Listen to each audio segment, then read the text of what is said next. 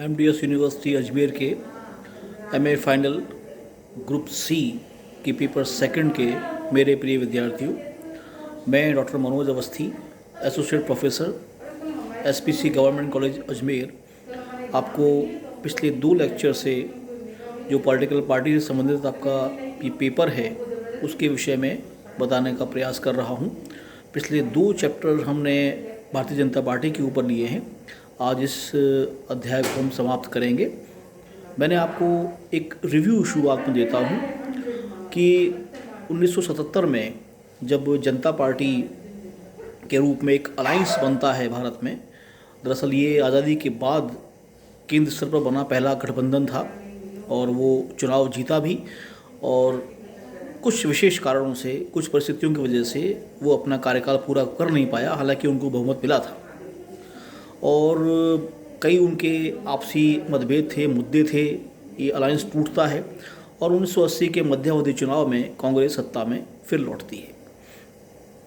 इसके बाद 1980 में जनसंघ समाप्त होता है और उस जनसंघ के स्थान पर भारतीय जनता पार्टी के रूप में एक नई पॉलिटिकल पार्टी की स्थापना होती है। 1984 के चुनाव में ये लोकसभा के चुनाव में भाग लेती हैं और इन्हें केवल 2 स्थान प्राप्त होते हैं और इनकी विचारधारा, इनके कार्यक्रम हम पूर्व में पढ़ चुके हैं। आज इससे हम आगे बढ़ते हैं। होता ये है कि 1996 का जो लोकसभा का चुनाव है वो भाजपा के लिए महत्वपूर्ण रहा, इस रूप में कि 96 के चुनाव में वो लोकसभा में सबसे बड़ी पार्टी के रूप में उभर कर सामने आई।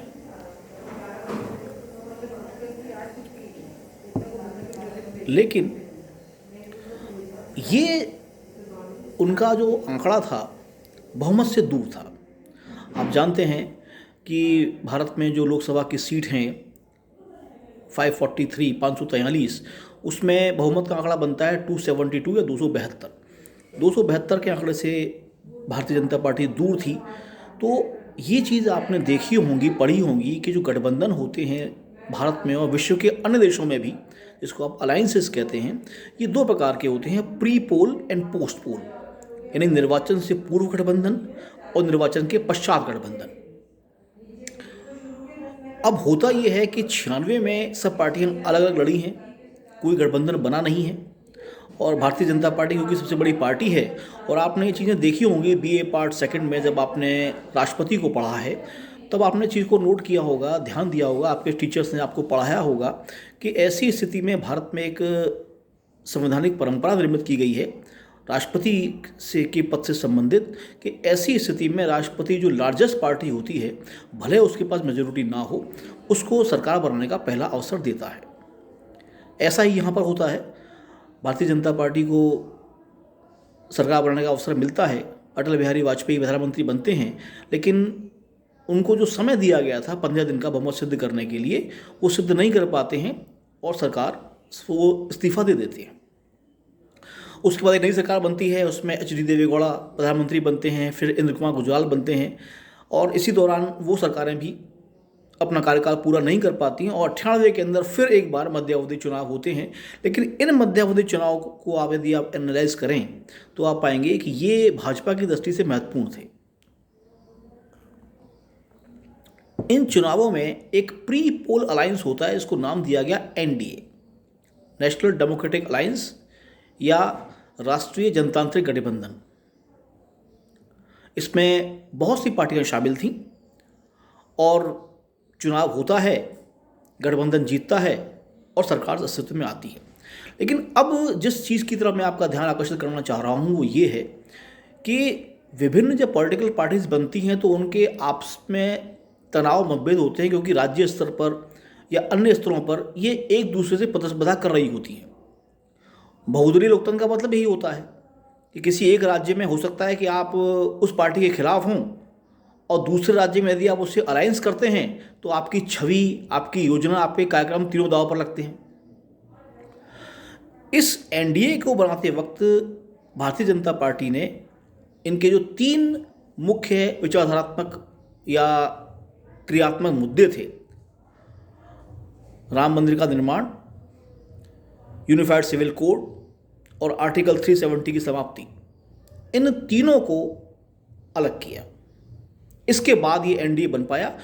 और अब ध्यान रखिएगा, ये भाजपा के एजेंडे में है, और भाजपा क्योंकि एनडीए का पार्ट बनी है इसलिए इन्होंने अपने इन मुद्दों को छोड़ा और इसके बाद ये अलायंस बना।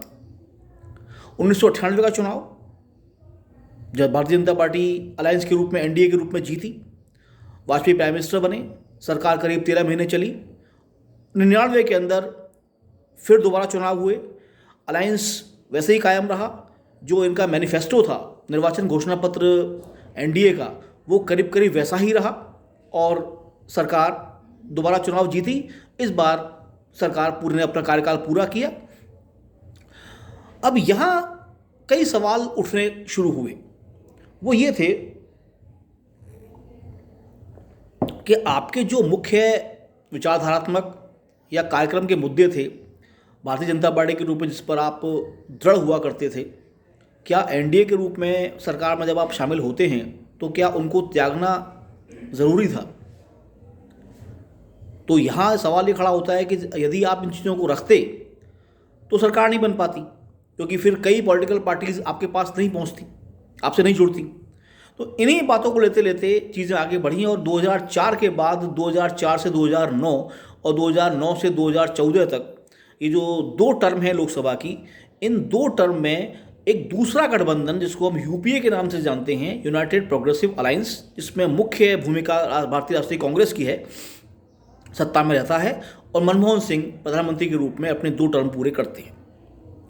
14 के बाद फिर एक नया बदलाव आता है। 2014 के जो लोकसभा के चुनाव हैं महत्वपूर्ण हैं।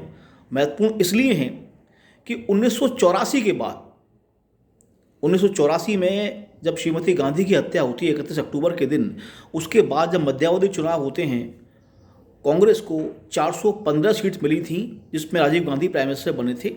लोकसभा में 543 में से 415 सीट, आप अंदाज लगा सकते हैं मेजोरिटी का लेवल क्या रहा होगा।